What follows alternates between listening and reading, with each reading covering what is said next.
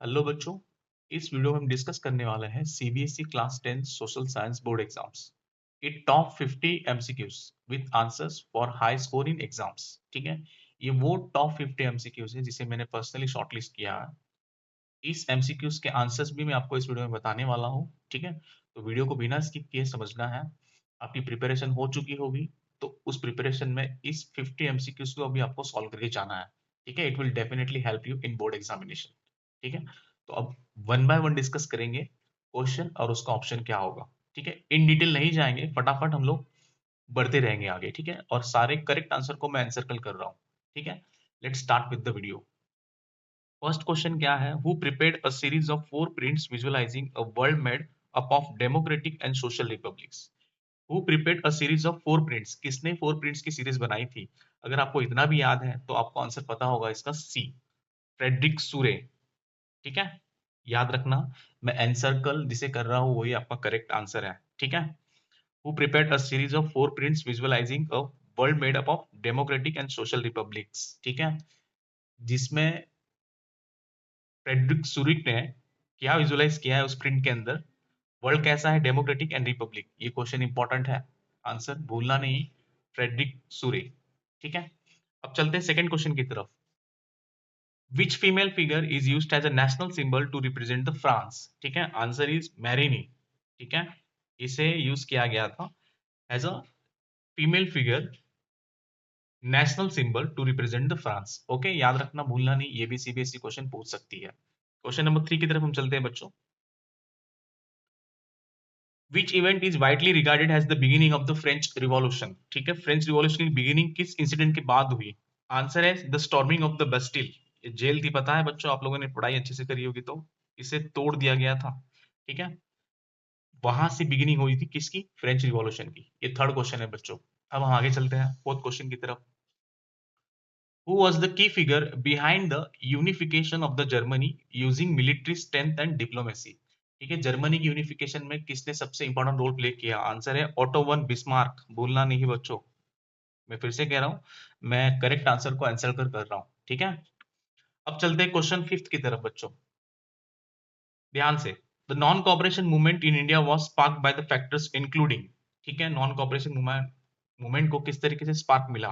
कौन से वो इंसिडेंट्स है बताने हैं हमको। फर्स्ट है जलियांवाला बाग मसाकर। ठीक है, उसके बाद बच्चों है the Rowlatt act and the Khilafat issue.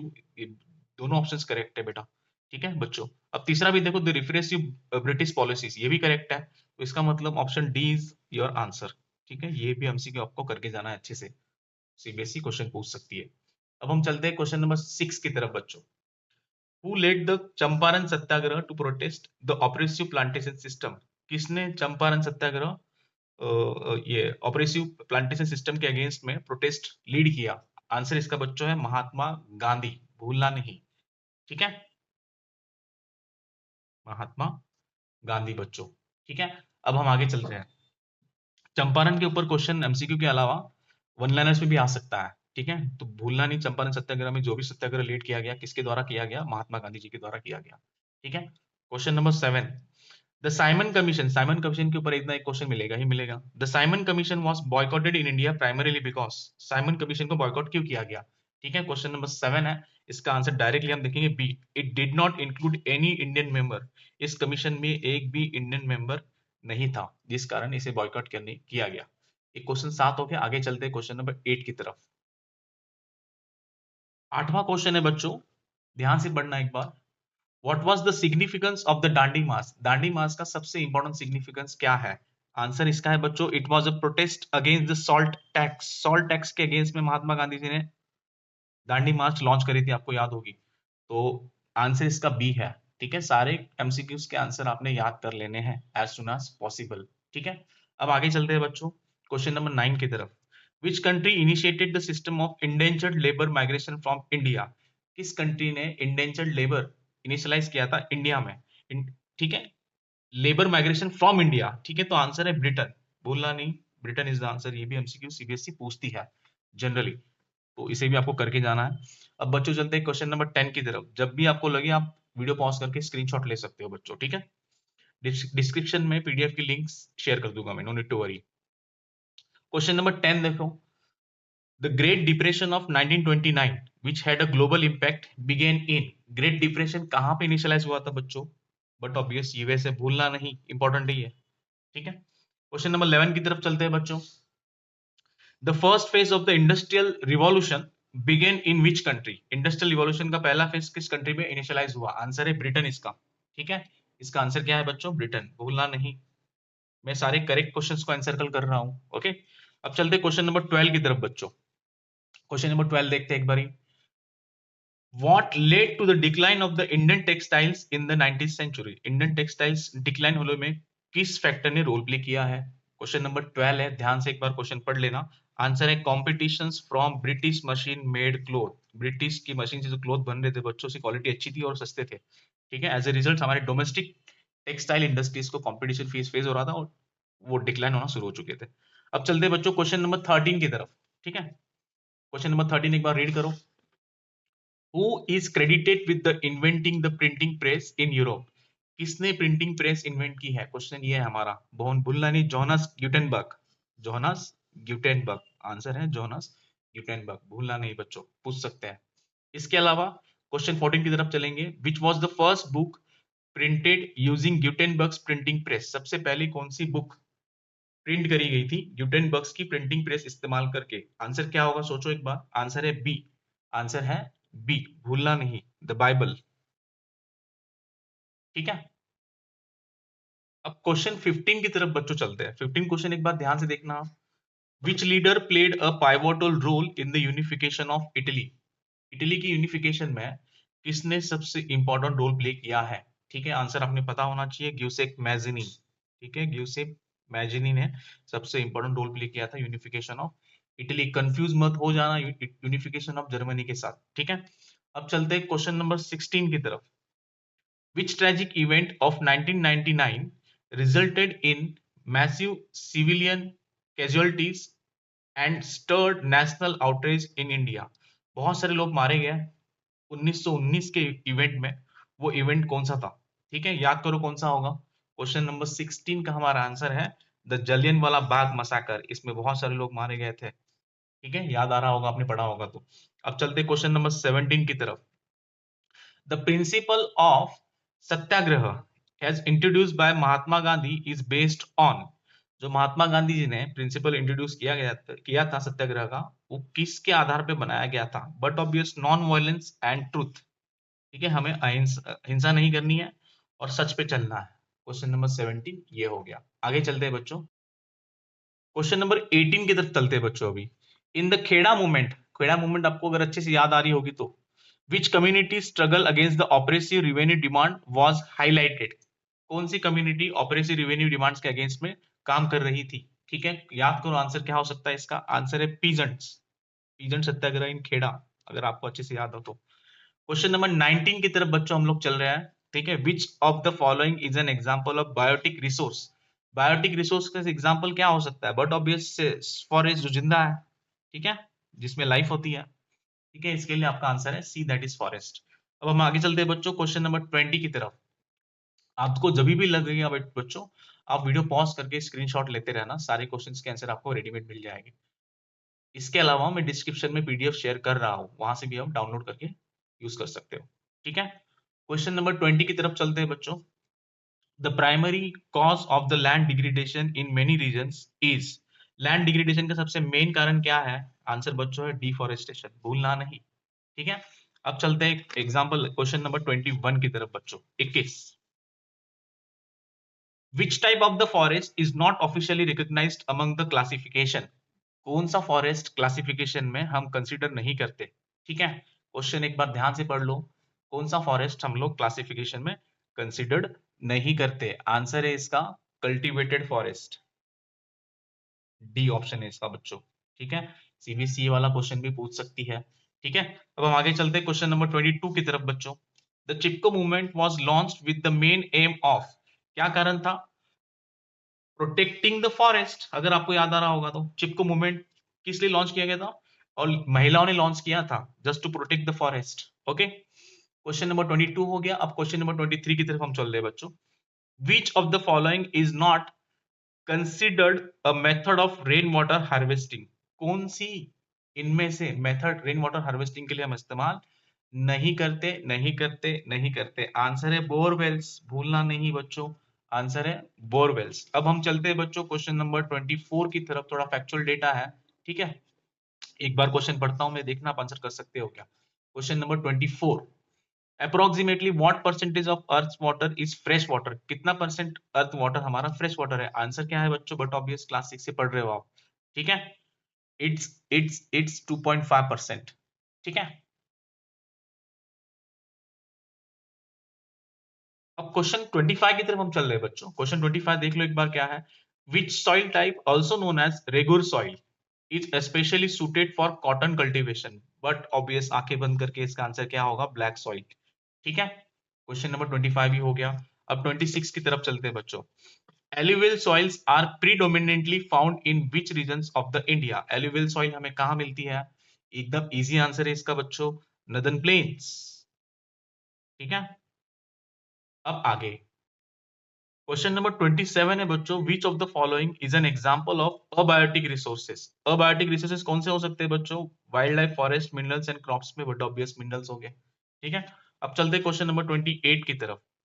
One major cause of water scarcity is, सबसे मेन कारण क्या है वाटर स्कार्सिटी का बच्चों, over exploitation of water resources, water resources का सबसे ज्यादा हम ओवर एक्सप्लॉयटेशन कर रहे हैं, ठीक है।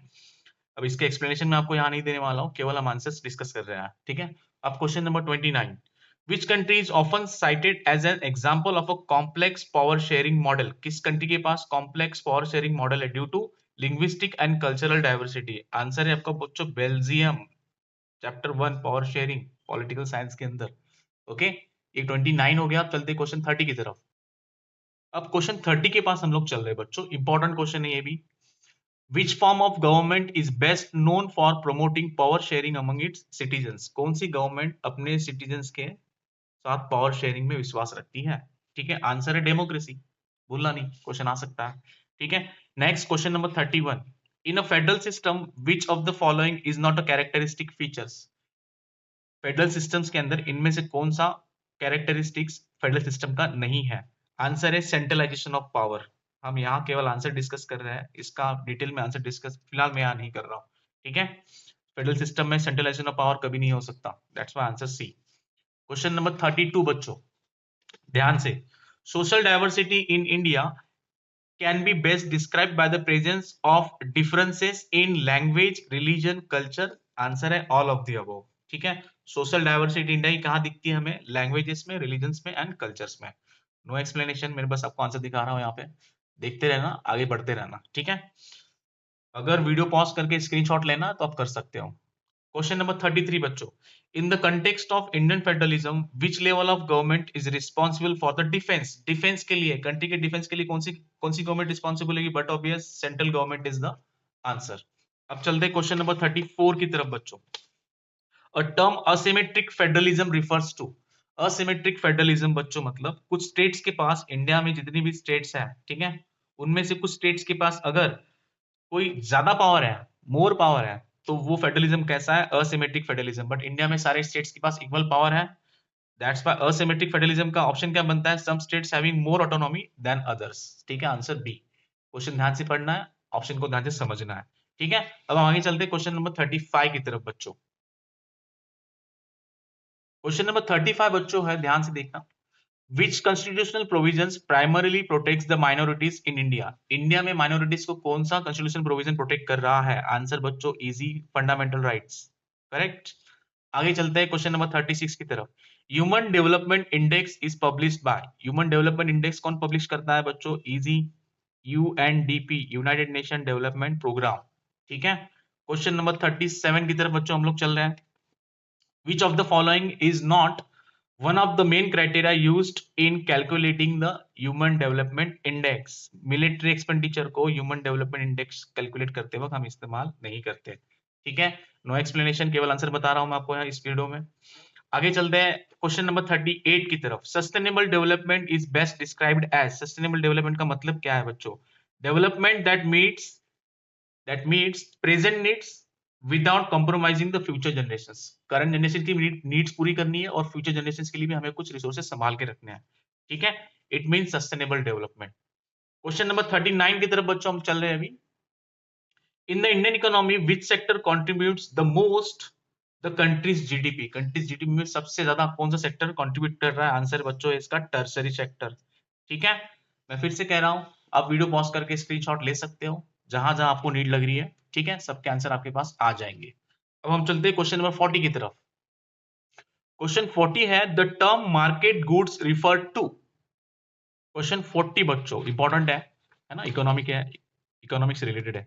The term market goods refers to, market goods किसे कहते हैं बच्चों? The goods and services produces through market activities. Important question, ठीक है, स्क्रीनशॉट ले सकते हो। Question 41, which institution in India is responsible for controlling country's money supply? Money supply का काम किसके ऊपर बच्चों होता है? रिजर्व बैंक ऑफ इंडिया, भूलना नहीं बच्चों। ठीक है, 42 question number, commercial banks primarily functions to provide loans and accept the deposits. इनका पहला सबसे क्या काम है? लोन प्रोवाइड करना और डिपॉजिट्स एक्सेप्ट करना।